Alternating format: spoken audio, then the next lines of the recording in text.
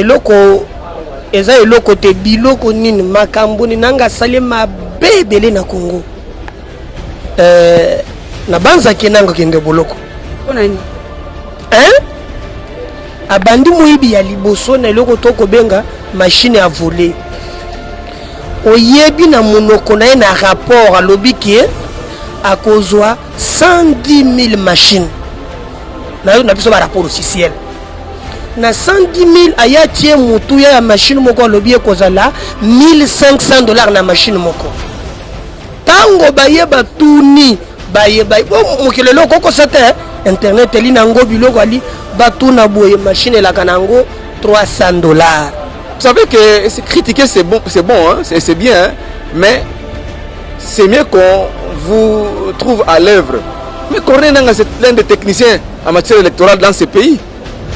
Vraiment ils ne sont pas nombreux. Il n'est pas le seul bien sûr, il y a d'autres que je connais, mais il est parmi les gens qui maîtrisent les rouages du processus électoral. Bazoba, non, Nangaa wana bakokangaye même les lotés, même les lobbies bakokangaye na makambo oyo azali ko sala pour que mboka oyo eza toujours na pasi, eza toujours na souffrance. Peuple congolais eza na droit ya kozwa ba dirigeant oyo yemoko peuple congolais ki ko ponate. Et que la même population puisse élire au niveau des députés provinciaux les camps qui ont été sanctionnés au niveau national. Ça, c'est une vaste opération de nomination qui va être collée à Nangaa toute la vie. Et donc, le problème que nous avons avec Nangaa n'est pas un problème personnel, nous ne le connaissons pas, on n'est pas dans une église. Mais nous regrettons le fait que Nangaa n'ait pas doté le Congo de toute sa fierté en prenant justement la possibilité que les Congolais choisissent leurs dirigeants ou leurs élus qui peuvent les représenter demain au Parlement.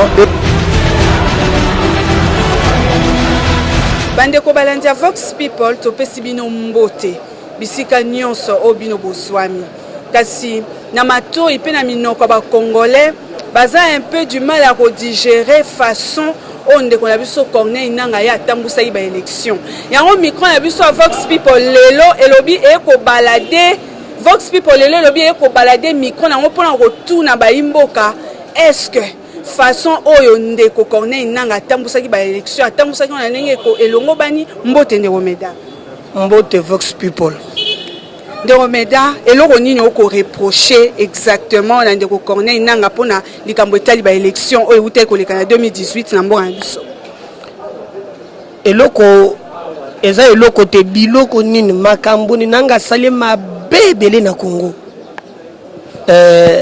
na banza kenanga kende boloko onani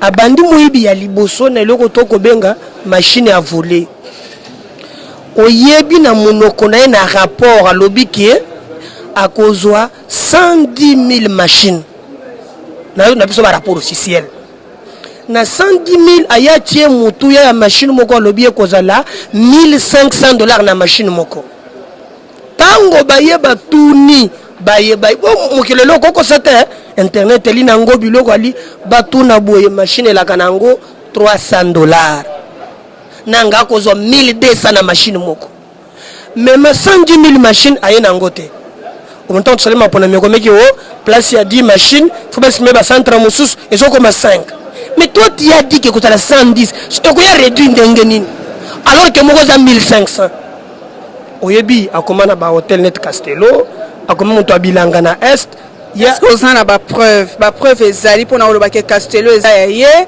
ba zamba olobi na moni yo ndoza mutu na ye po na moni ko bangisa ngai yo ko tuna ngai mituna tikela ngai mituna na ngai so okomiko ko to kata kata ngabo ndenge nini atindi yo po bangisa ngai te makambo Nangaa sali Nangaa ko kangama akoyebisa yo ye ako justifier mbongo ya komina ngobele uti wapi olandi rapport ya États-Unis te ozo suprême mutu ko bela milliard oyo onda bomba na États-Unis bala bomba kuna rapport officiel mbongo na États-Unis kokosa kuka musanga na tuna nga preuve oyo États-Unis yabone bongo oyo azana ngo awo oyebi te ye akanisa kaza muntu mbongo et puis bakambo ko silaka te yo tuna nga preuve kene soko autant na cour constitutionnelle mikolo mimbele balobi ke na sei oye machine à muibi wani biko calculer te cour elobi ke regroupement ya olengango ekokisi sei mais ya lobaki okisaki te omone preuve le sous asali poto obi ke nanga ko muntu mbongo ka musabato mais ce que nous attendons ata bakangi ye lelo te lobby nanga kora oli kambo mboka il faut kobanda kobanga ke soki betio na fonction salelaka bana mboka na kobanga mais siko ngolo ba ke déboulonnage à président de la République il faut équitaper na moto ya ndeko nanga ali mokangami ye bango déjà même ko ye moko ayebi ka kokangama abatu kaka yete azui moninga na basengezi mwana na ya kotina kop bazumi solo déboulonnage que déboulonnage bango mais yeba que qu'il plaît qu'il neige akokota boloko c'est clair mais siko yo so ozaki président ya Seni elo oni olinga ki osala pona ba élection ele kamalam ya yambone ningena cha ba politicien pembeni natique la pyramide technique que politique nanga c'est un politique yo monete ba sengezi na photo na kingakatu na photo te yo muyolo kaka preuve monete ngote nanga c'est un politicien. Or on appelle commission électorale nationale indépendante. Il faut la indépendance, la technique, pas politique. Lui c'est un politicien. Mais bah ouais, bah élection et vous allez peser quand même. Il faut reconnaître que l'élection na mboka oyo eleka ina kimia. Ah, na comprendre ngambo yoza. Il m'a kampo eleka na mboka ina kimia. Rocha ko felini. Pour agenda ko yibe bilo baba. Déjà ko fela kinini. Oh, osalanga bo pone nini ko? Okamusinga betinga libaku teo betinga libaku mambo ina kimia bilangi nyuso baku fela kinini na comprendre que ozalaki na chose na bamba kabila muntu otindeli biso ba militaire tozana église catholique na ba chapelet bako beta minduki oh mama tika ningai na ko ebisa yoke bato wana bako kangama iretenir ça. Mais si quoi l'onini au peuple congolais awa siko to ko mona za toujours président ya Seni pona yo ko lingani a démissionné toi tika alonga zolo na mois de juin maintenant na mois de juin pour la justice derrière na ko senga batro suba moni nanga na aéroport en tout cas voyager te nanga mutako voyager te donc faut la 100 mètres na aéroport yo na aéroport te il doit rendre le compte aux Congolais. Mais si quoi to son en actualité to moni que lelo ba ko exposer corps ya papa Etienne Tshisekedi message nini ko lancer na monde entier message za moko ya bandaki ko sala boy ibike lelo na émission mingi na mbi nzembo na koko na ngai Sidonia bandoko mba nzembo moko na rendre ye hommage avant Tshisekedi wa mulumbe bugalenge bumbweba wa mulumba ni kabena bugalenge bumbweba lui n'a pas besoin que le programme héros il a été héros dans nos cœurs et il le restera. Il nous a dit de combattre les médiocres et l'impunité. Lui au moins, il a sa cathédrale de résistance. Nous le disons à Pemana Kimia, Bitumbo ya Bunda, donc on continue na yango, afin que le peuple a retrouvé dignité naye. Merci. Vox People, tozo continuer. Toza azali ngambo nanga eza monsieur Claude Molicho, azali analyste politique. Bonjour monsieur Claude. Bonjour madame. Corneille Nanga, président de la CENI, Commission électorale nationale indépendante. Est-ce que vous avez quelque chose à reprocher à M. Corneille Nanga par rapport à sa gestion, à sa façon de diriger la CENI? Oui, conformément à ses prérogatives, Corneille Nanga a respecté, selon moi, il a respecté les textes qui régissent la CENI, c'est-à-dire la loi électorale qui est conforme à la Constitution et la Constitution elle-même. C'est-à-dire qu'il a la charge de préparer le processus électoral, d'organiser les élections, et de les publier provisoirement. C'est ce que Corneille Nanga a fait. Il a rendu public le calendrier électoral. Après, il a suivi de près le respect de ce calendrier électoral en associant bien sûr les parties prenantes, notamment partis politiques et toutes les composantes de la société civile, jusqu'à l'organisation des élections le 30 décembre 2018.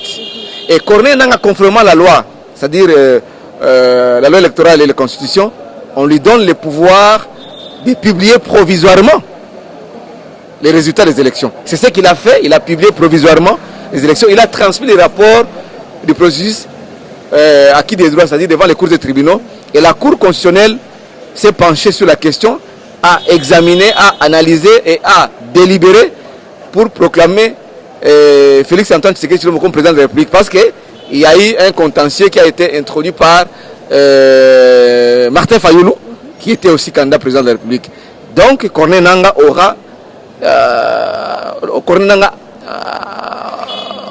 aura été juste vis-à-vis de lui-même, et il a respecté les textes, il est rationnel dans ses actions.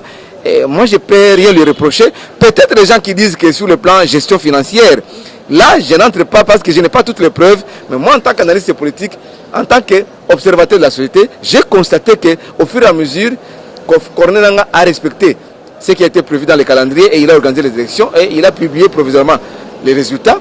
C'est dans ce cahier de charges et il a fait conformément au texte qui nous régissent. Et donc, vous pensez qu'il a été vraiment à la hauteur de sa fonction? C'est ça que vous voulez nous faire savoir aujourd'hui.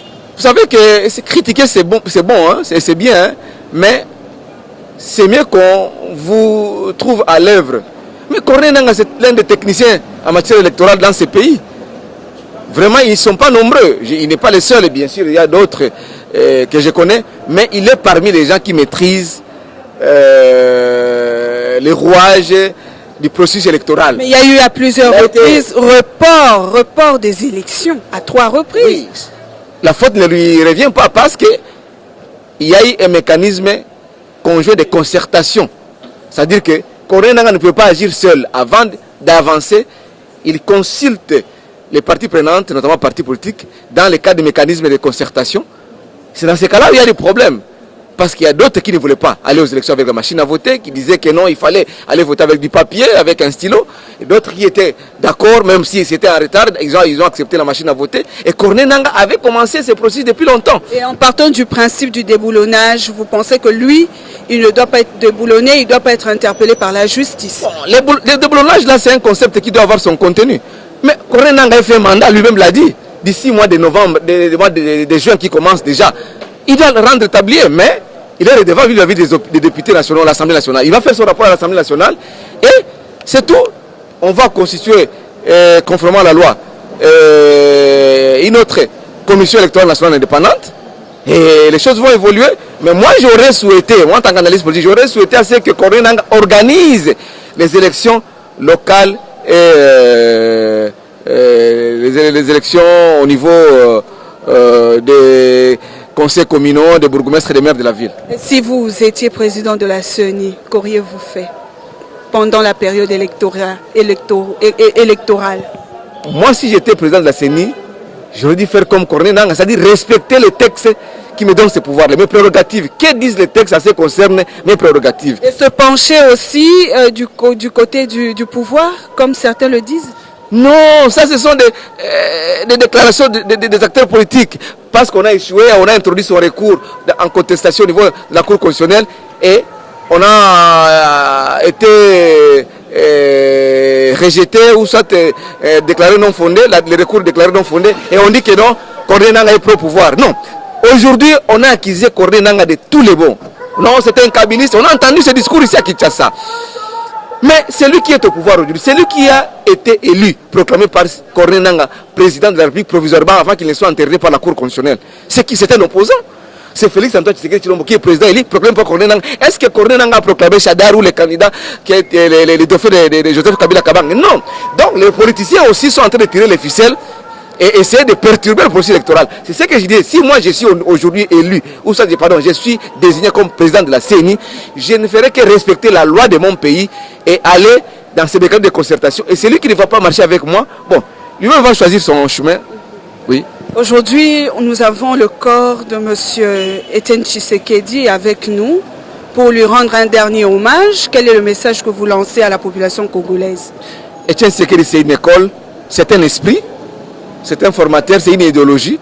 Parce que tous ces acteurs politiques que vous voyez aujourd'hui, que ce soit ceux de la MOUCA, ceux du FCC, ceux de Cache, ils sont passés par l'école de Étienne Tshisekedi. Moi-même, moi qui vous parle, quand j'étais encore aux études, on a suivi les mots d'ordre de Étienne Tshisekedi. C'est un éclaireur.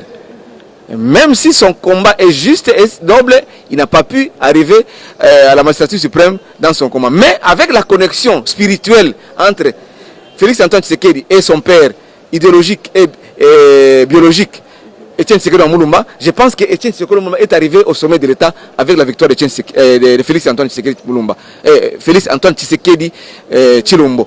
C'est-à-dire que aujourd'hui nous devons saluer la mémoire d'Etienne Tshisekedi et nous saluons son combat.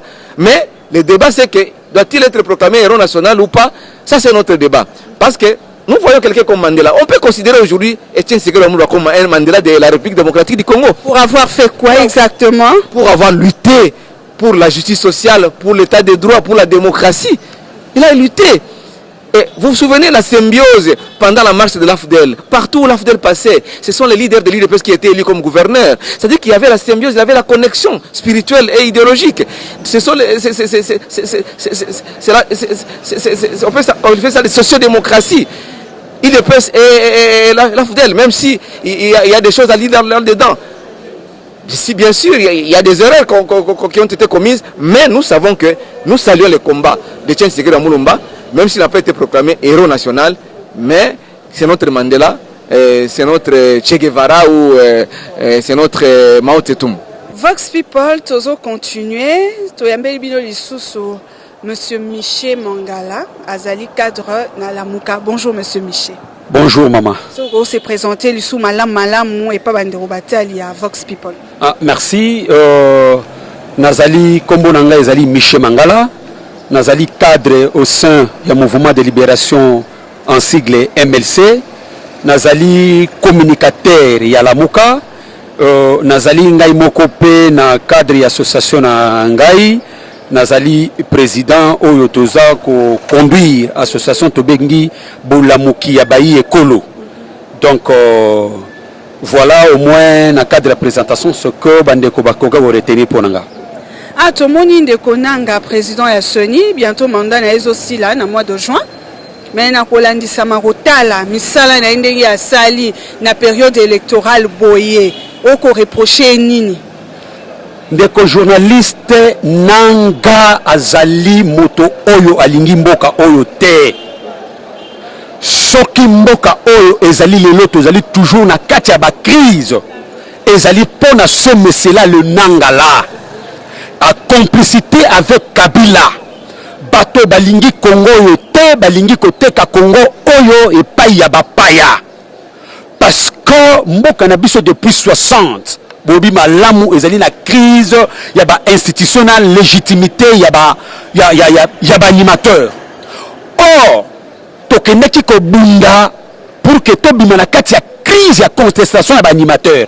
Nanga aye ko zongisa biso susu na kati ya crise ya contestation ya ba animateur et que lelo mboka moyen etambola malamu ezali te kino lelo boza ko mona ke makambo ezali malamu te a occasionné tricherie monene na élection. Mais ndeko journaliste ndengo zali wana otindaka mwana na kelasi na ibite soki obota mais oyebi meke yotanga soko kei kelasi na chaque fin de l'année bapesaka bulletin na kati ya bulletin wana okomona bazo reprendre ba rubrique oyo batie ba cote ya chaque cours. Na soukarengo baye ko pesa totalité que au gagné au longi par exemple na 80% ou bien au échoué na 40%. Mais ma ponami oyo lenge et salemi oyebi malamu nanga aye ko pesa bato ma ponami oyo pesika résultat sans afficher ba résultat bureau par bureau elingi ko banini ezali tricherie monene. On y a quelque chose là. Toyoki azako loba oh na États-Unis d'Amérique papa ça résultat bureau par bureau te. Le kuta monene. Ezali le kuta monene. Quand on donne OK par exemple la carte Californie. Papa si résultat que Trump a eu boyé et Hillary Clinton a eu boyé. OK na Washington Barack Obama a eu boyé. Ça ce n'est pas affichage bureau par bureau. Alingi koko c'est ma congolais. Amoni ki ba congolais ba zoba. Non, nanga wana bako kangaye même le lote. même lobby bakokanga ye na makambo oyo azali kosala po ke mboka oyo ezala toujours na pasi ezala toujours na souffrance peuple congolais azala na droit ya kozwa badirigeant oyo ye moko peuple congolais akei kopona te tokomona mpenza wali na kanda makasi tokomona ye na kanda makasi donc de l'autre part au soutenir de boulonnage il y a président de la République slogan wana maman journaliste Olanda qui le président Eli Martin Fayulu koloba boye soki lelo babeng ondengo tinaka mwana na classe batuni qui est le président de la République réponse ne rozani nakoyebisa bana ya mboka clair mwana soki atuni le président de la République kombonena nakoloba clairement que le président légitime c'est Martin Fayulu. Le président légal, c'est Tshisekedi,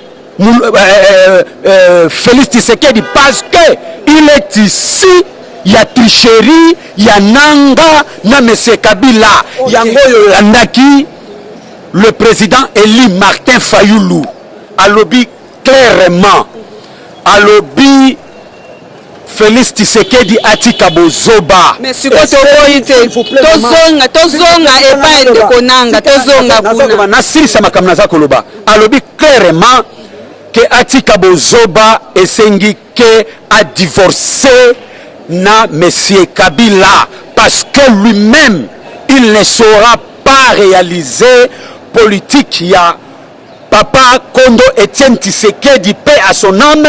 Le peuple d'abord, parce que l'objectif c'est le peuple.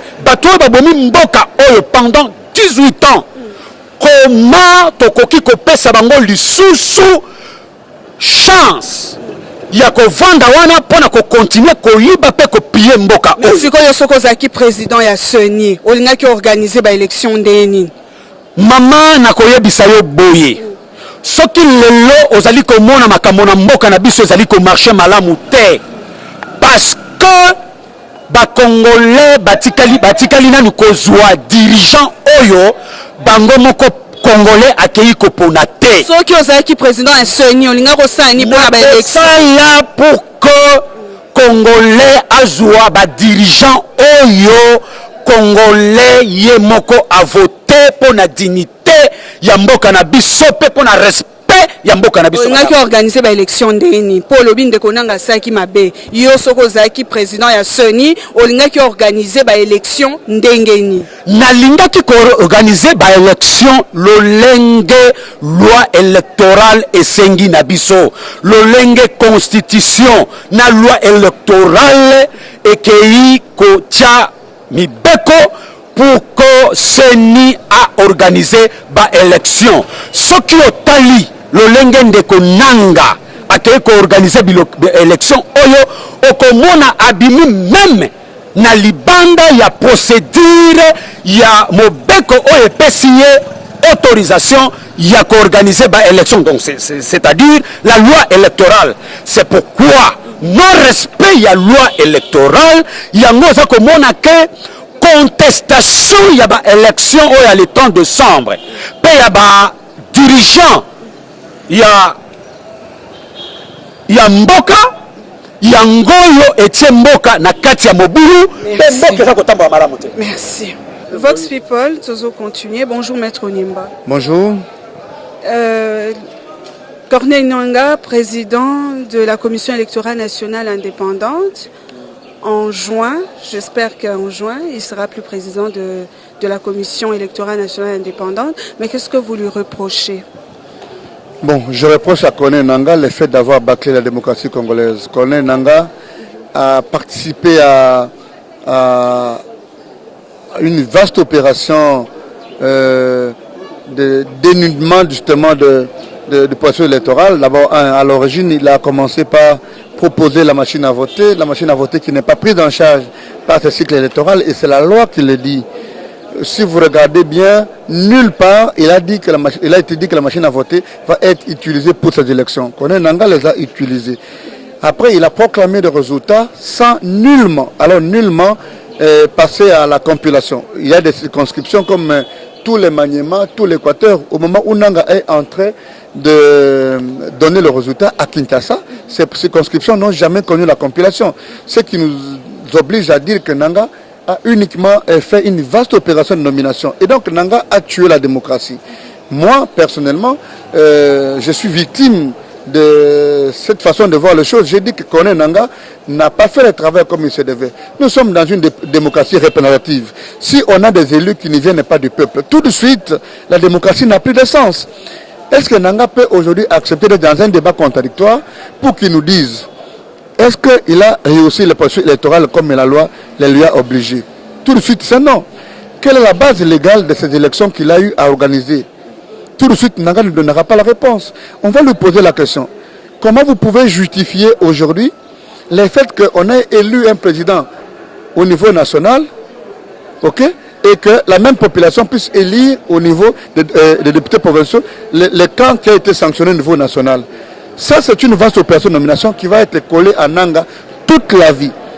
Et donc, le problème que nous avons avec Nangaa n'est pas un problème personnel, nous ne le connaissons pas, on n'est pas dans une église. Mais nous regrettons le fait que Nangaa n'ait pas doté le Congo de toute sa fierté en prenant justement la possibilité que les Congolais choisissent leurs dirigeants ou leurs élus qui peuvent les représenter demain au Parlement et dans la prise de décision. Et ce sera la question, madame. Alors, si vous étiez président de la CENI, qu'auriez-vous fait pendant cette période électorale? Non, c'est simple. Imprimer les bulletins de vote, organiser les élections, prendre les 20 personnes qui sont élues, les responsabiliser. Mais si vous prenez des personnes qui ne sont pas responsabilisées, qui ne sont pas élues et vous les nommez, tout de suite, vous violez la loi. Et donc, je ne pouvais rester, n'avoir pour autorité que la loi. Et donc, c'est simple. Il n'y a pas de miracle, il y a la loi électorale, il y a la constitution qui prévoit le mécanisme justement de vote. Et donc, c'est le plus grand malheur que nous avons connu avec Corneille Nangaa. Donc, avec le déboulonnage du président de la République, vous pensez que M. Nangaa doit être interpellé? Non, mais c'est de bon escient. Quiconque a une disposition pénale par son action ne peut qu'être interpellé. Et je pense que Nangaa, au-delà du fait qu'il ne sera plus jamais président de la CENI, il est vrai que Nangaa ne sera aussi plus un Congolais normal parce que les Congolais le verront toujours comme celui qui a plombé notre démocratie en passant par la nomination de députés au lieu de responsabiliser les vraies personnes qui ont reçu le mandat du peuple. Merci de nous avoir suivis. Je vous rappelle que vous étiez dans la peau du président aujourd'hui. Abonnez-vous, partagez, aimez notre page sur Facebook. Mesdames et messieurs, au revoir.